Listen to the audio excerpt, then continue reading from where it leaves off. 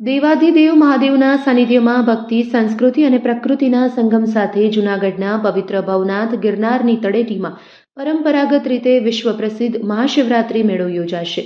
આ વર્ષે ભવનાથ મંદિર પર ધ્વજારોહણ સાથે મહાશિવરાત્રિ મેળાનો તારીખ 11 ફેબ્રુઆરીથી વિધિવત પ્રારંભ થયો। 5 દિવસ યોજાતા આ અલૌકિક મેળામાં શ્રદ્ધાળુઓને કોઈ પણ અગવડ ન પડે તે માટે મુખ્યમંત્રી ભૂપેન્દ્ર પટેલ અને નાયબ મુખ્યમંત્રી હર્ષ સંઘવીના માર્ગદર્શન હેઠળ ગુજરાત પવિત્ર યાત્રાધામ વિકાસ બોર્ડ અને સ્થાનિક વહીવટીતંત્ર દ્વારા સુવિધાઓ સાથે વિશેષ આયોજન કરવામાં આવ્યું। જૂનાગઢના સુપ્રસિદ્ધ મહાશિવરાત્રિ મેળાના આધ્યાત્મિક અને સાંસ્કૃતિક વારસાને દીપાવવા માટે આ વર્ષે પ્રથમવાર ભવ્ય ડમરૂ યાત્રાનું પણ આયોજન કરાયું છે, જેમાં નાયબ મુખ્યમંત્રી પણ સહભાગી થશે। ઇતિહાસમાં સૌપ્રથમવાર સર્વ સમાજની દીકરીઓ કળશ ધારણ કરી સંતોનું સ્વાગત કરશે। આ ડમરૂ યાત્રા મેળાના પ્રથમ દિવસે એટલે કે 11મી ફેબ્રુઆરીના રોજ યોજાઈ હતી। યાત્રાના સમાપન બાદ ભવનાથ મંદિર ખાતે મહાઆરતીનું પણ સુંદર આયોજન કરાયું।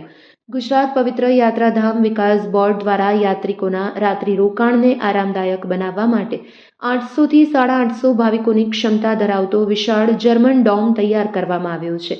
ભાવિકો માટે 2000 ચોરસ મીટરમાં ફેલાયેલા આ ડોમમાં 700 પલંગ અને 150 ફ્લોર બેડિંગની વ્યવસ્થા કરાઈ છે। આ સાથે તેમને 24 કલાક હાઉસકીપિંગ, મેડિકલ સહાય, મોબાઈલ ચાર્જિંગ પોઈન્ટ્સ અને સામાન રાખવા માટે અલગ લગેજ રેક જેવી સુવિધા પણ ઉપલબ્ધ કરવામાં આવી છે। મેળામાં આવતા નાગરિકોના વાહનોના વ્યવસ્થાપન માટે ઉપરકોટ, પાંજરાપોળ, વાગેશ્વરી મંદિર જેવા 25 અલગ અલગ સ્થળોએ વિશાળ પાર્કિંગ પ્લોટ્સ બનાવવામાં આવ્યા છે। નાગરિકોના વાહનની સુરક્ષા માટે દરેક પાર્કિંગમાં સીસીટીવી કેમેરા, પીવાનું પાણી અને શૌચાલયની પણ વ્યવસ્થા કરવામાં આવી છે। તો મેળાના માર્ગો અને મંદિરોને વધુ ભક્તિમય બનાવવામાં આવશે, જેમાં સમગ્ર ભવનાથ મેળા વિસ્તારને ભગવાન ભોલેનાથની થીમ પર શણગાર કરવામાં આવશે। તો મંદિરનું ફૂલથી સુશોભન અને સમગ્ર રવેડી રૂટ પર આકર્ષક રોશની કરવામાં આવશે। ભવનાથ અને તેની સમગ્ર આસપાસના વિસ્તારમાં શ્રદ્ધાળુઓ અને પ્રવાસીઓની સુવિધા માટે આધુનિક વ્યવસ્થા ઊભી કરવામાં આવી છે।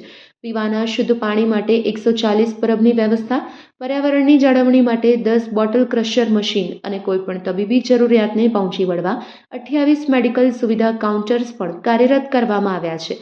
આ સાથે જ 118 હંગામી ટોયલેટ્સ તેમજ ભવનાથ વિસ્તારમાં 6 મોબાઈલ ટોયલેટની વ્યવસ્થા પણ ઊભી કરવામાં આવી છે। પાર્કિંગના તમામ સ્થળોએ ફ્લડ લાઇટ, સેનિટેશન, સફાઈ, પીવાના પાણીની વ્યવસ્થા, રાઉન્ડ ધ ક્લોક પોલીસ બંદોબસ્ત રહેશે। આ માટે જિલ્લા કક્ષાએ પાર્કિંગ સમિતિની ખાસ રચના કરવામાં પણ આવી છે।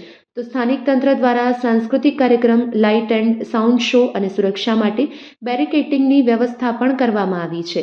અતિથિ દેવો ભવઃની ભાવના સાથે રાજ્ય સરકાર મહાશિવરાત્રિ મેળાને ભક્તિ, શક્તિ અને સુવિધાનો ત્રિવેણી સંગમ બનાવી શ્રદ્ધાળુઓને આવકારવા માટે સંપૂર્ણ સજ્જ છે। Report by Ejaz Shaikh, Bhavnagar.